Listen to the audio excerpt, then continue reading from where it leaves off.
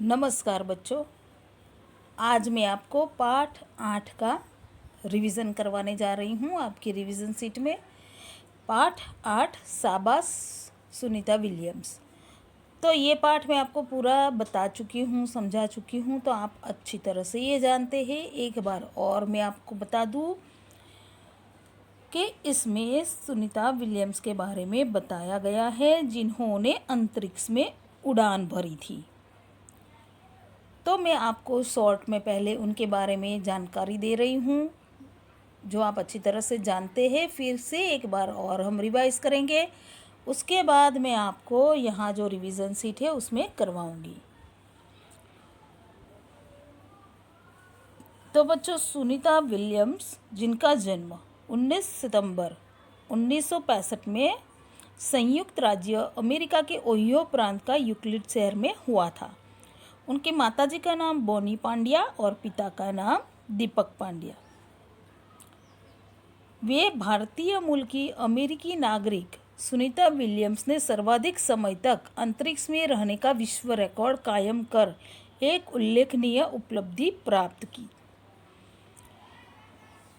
अंतरिक्ष में उड़ान भरने वाली यह भारतीय मूल की दूसरी व विश्व की तीसरी महिला जिन्होंने 50 घंटे 40 मिनट तक स्पेस वॉक का रिकॉर्ड अंतरिक्ष में सर्वाधिक 194 दिनों तक का रहने का विश्व रिकॉर्ड बनाया था। तो बच्चों, मैंने आपको इनके बारे में पहले भी पूरा पाठ समझाया था, तो आप ये अच्छी तरह से जानते होंगे कि उन्होंने अंतरिक्ष परी सुनीता विलियम्स ने उनके साथ 10 अन्य अंतरिक्ष यात्रियों को लेकर नासा के मिशन STS-116 के लिए 10 दिसंबर 2006 को अंतरिक्ष यान डिस्कवरी ने उड़ान भरी थी। तो बच्चों, वहाँ का जीवन वहाँ का कैसा होता है उसके बारे में भी उन्होंने आप बताया था।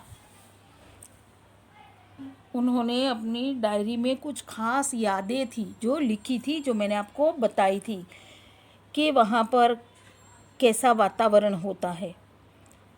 जैसे कि वहाँ पर गुरुत्वाकर्षण बल जो होता है वह नहीं होता है। इस कारण क्या होता है कि जो भी कुछ चीज़ होती है वो हवा में तैरने लगती है। जैसे कि उनके साथ हुआ था जब स्पेसशिप में उन्होंने अपना खाने का डिब्बा खोला तो डिब्बे में से सारा खाना जो था वह ज़ोर से बाहर निकला और हवा में तैरने लगा, और वह हवा में तैरते हुए खाने के पीछे दौड़कर उन्होंने उसे पकड़ लिया। ढक्कन बंद करने के बाद दोबारा जब खोला गया तो सॉस उनके चेहरे पर जा लगा, और ये इसलिए हो रहा था क्योंकि वहाँ पर कम गुरुत्वाकर्षण होता है। इस वजह से जो चीज़ें होती है वह हवा में तैरने लगती है। तो उन्होंने अपने बारे में ये सब कुछ उनकी डायरी में लिखा था। जो जो उनके अनुभव रहे थे वो उन्होंने अपनी डायरी में लिखे थे, जो मैंने आपको पूरा समझाया था कि वहाँ पर कैसा होता था। उनकी हालत भी कुछ ऐसी ही रहती थी। अंतरिक्ष में जाते ही उन्हें ऐसे लगता था जैसे कि उनके पेट में कुछ गड़बड़ सी महसूस होने लगती थी। जैसे कि उनका शरीर ही नहीं, दिमाग को भी व्यवस्थित करना पड़ता था। 4 घंटे तक अपने कमर के बल उन्हें रहना पड़ता था। तो जो उन्हें अनुभव हुआ था वह सारा उन्होंने बताया था, और उन्होंने अपने बारे में यह भी कहा था कि उन्हें किस चीज़ की इच्छा थी। तो धरती पर लौटने पर उनकी जो चाह थी वो क्या थी। वह घर से लंबे समय तक दूर रही थी, तो उन्हें आइसक्रीम की इच्छा बढ़ गई थी क्योंकि अंतरिक्ष में वह नहीं मिलती थी, और उनका जो पसंदीदा आइसक्रीम था वह पिस्ताचियो था, और वो उन्हें बहुत पसंद था। और वे बड़ी ही दिलेर महिला थी जिन्होंने अपनी जीवन से हजारों मील दूर करोड़ों लोगों के लिए एक आदर्श बन गई। तो बच्चों मैंने इनके बारे में तो आपको पूरा पहले भी बताया था, समझाया था। ये चैप्टर जो है पार्ट 8 वो आप अच्छी तरह से ध्यान से पूरा रीड करेंगे, उसके क्वेश्चन आंसर भी रीड करेंगे अच्छी तरह से। और अभी मैं यहाँ पर आपकी जो रिवीजन सीट है उसमें जो प्रश्न के उत्तर है आईबीएल क्वेश्चन टाइप वो मैं अभी आपको बताने जा रही हूँ, जो आपको फिल भी करने हैं। तो सबसे पहले तो आप यहाँ पर CW और डेट लिखेंगे। प्रश्न 1, अंतरिक्ष क्या है? अंतरिक्ष ब्रह्मांड का एक भाग है, एक ऐसी जगह जहाँ हवा नहीं है, देखने के लिए प्रकाश भी न के बराबर है, अंतरिक्ष में आवाज़ भी नहीं सुन सकते हैं, ग्रह उपग्रह तारों गैलेक्सी के बीच की जगह जो पृथ्वी से 100 किलोमीटर ऊपर की जगह जिसे अंतरिक्ष कहते हैं। तो बच्चों ये बात तो सही है कि वहाँ पर हवा न के बराबर होती है, यानी कि नहीं होती है, वहाँ पर ऑक्सीजन सिलेंडर लेकर जाना पड़ता है। प्रश्न 2, अंतरिक्ष पर जाने वाला प्रथम जीव कौन था? नाम बताइए।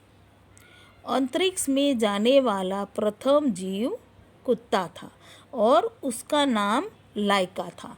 तो सबसे पहले अंतरिक्ष में उसे भेजा गया था और उस कुत्ते का नाम था लाइका।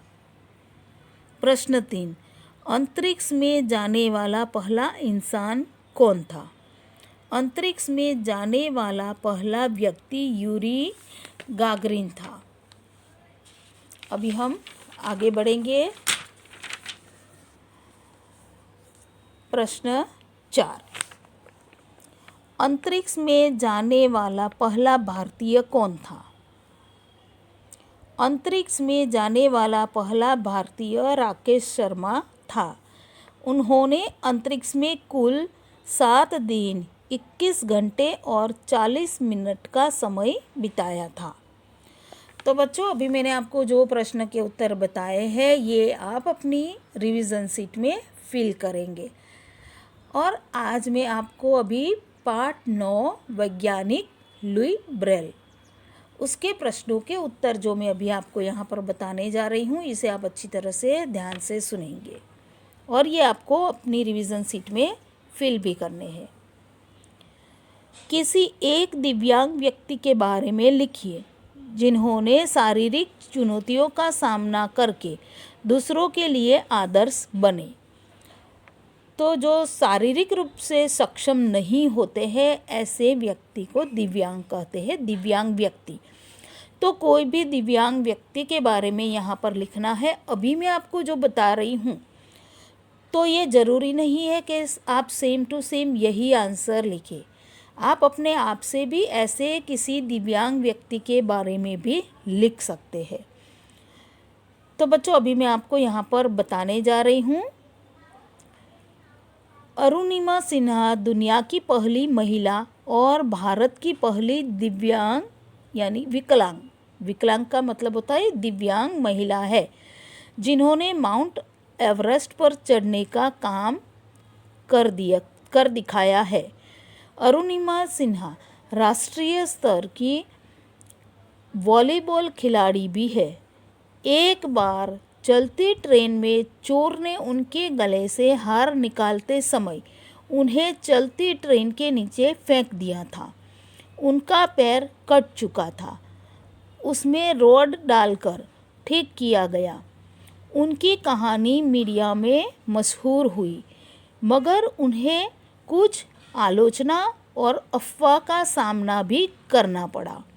उन्होंने खुद को सच साबित करने के लिए विकलांगता के साथ माउंट एवरेस्ट चढ़ने का फैसला लिया। तो बच्चों मैंने अभी आपको जिस महिला के बारे में बताया है उनका नाम अरुणिमा सिन्हा है। यह दुनिया की पहली महिला और भारत की पहली विकलांग महिला है जिन्होंने माउंट एवरेस्ट पर चढ़ने का काम कर दिखाया है।